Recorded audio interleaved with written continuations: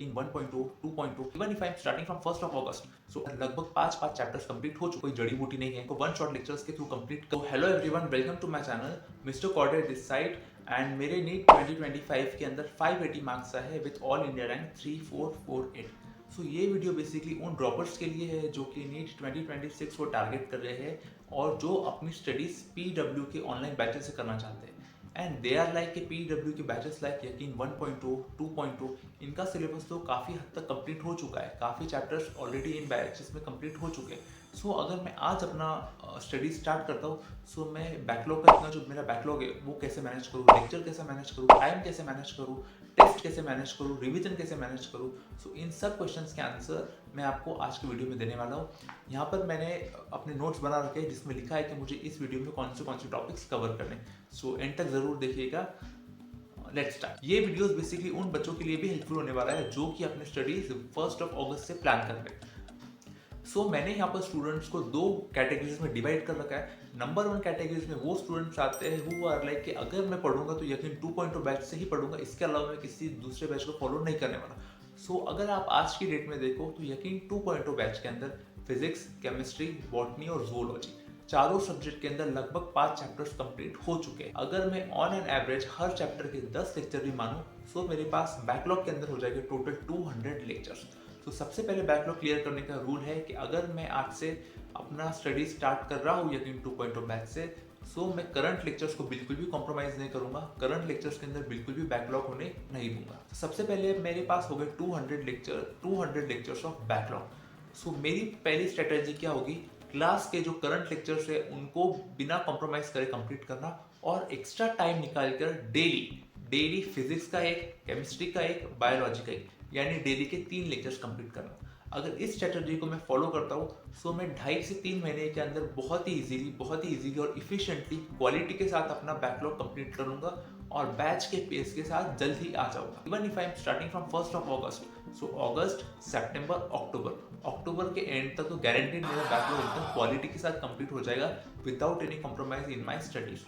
अब आपका सवाल हो सकता है कि इन एक्स्ट्रा लेक्चर्स के लिए हम टाइम कहाँ से लाएं। सो देखो यार, सबसे पहले बैकलॉग क्लियर करने की कोई जड़ी बूटी नहीं है, कोई आब्राकाडाब्रा टाइप ऑफ थिंग नहीं है।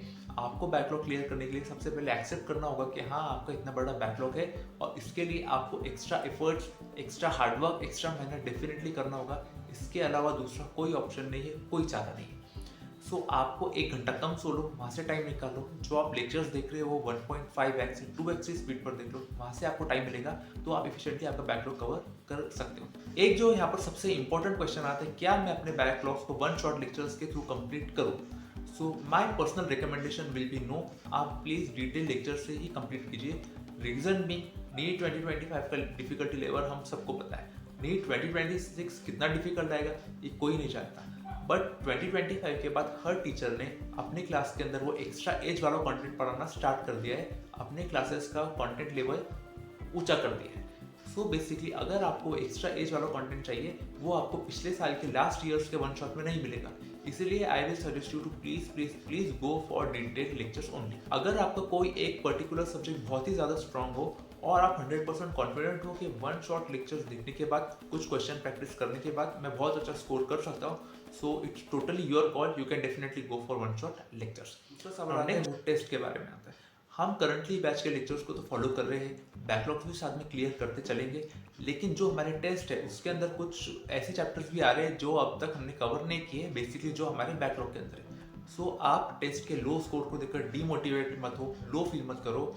आप जितने टॉपिक्स आपके हुए आप उन्हीं टॉपिक्स के मार्क्स कैलकुलेट करो, केवल उन्हीं क्वेश्चंस को एनालाइज करो जो कि आपने टॉपिक्स पढ़ रखे हैं और उसमें आप डिसाइड करो कि आप एक्चुअली में टेस्ट में कहाँ स्टैंड करते हो।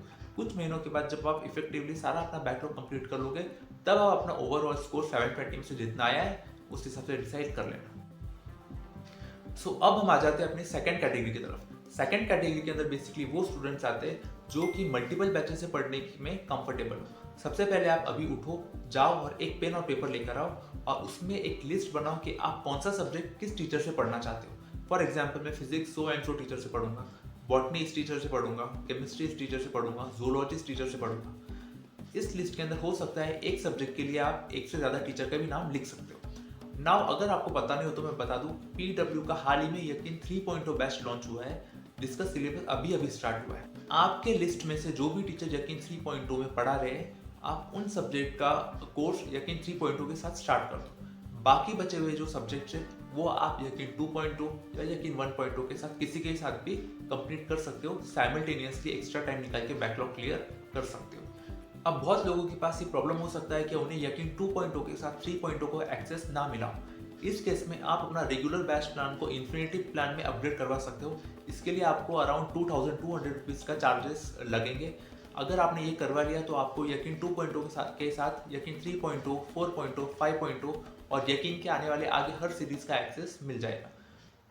सो ये थे बेसिकली कुछ टिप्स जिससे इवन अगर आप अपनी प्रिपरेशन अगस्त में स्टार्ट कर रहे हो, सो आप इन टिप्स को फॉलो करके इफेक्टिवली क्वालिटी के साथ समय के अंदर अपना सिलेबस कंप्लीट कर सकते हो और बहुत अच्छे मार्क्स नीट 2026 में टारगेट कर सकते हो। आई होप आपको ये वीडियो हेल्पफुल लगा हो। Thank you and happy learning.